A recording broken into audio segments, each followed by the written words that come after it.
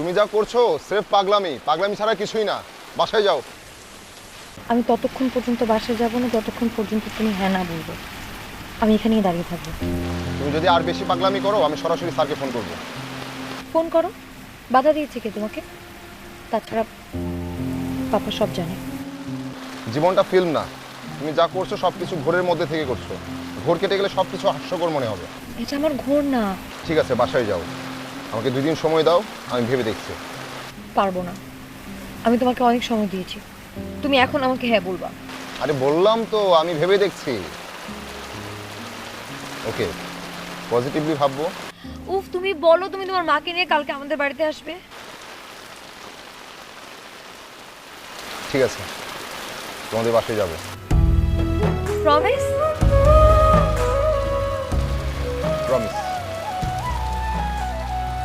এখন বাসায় যাও, নয়তো ঠান্ডা লাগবে।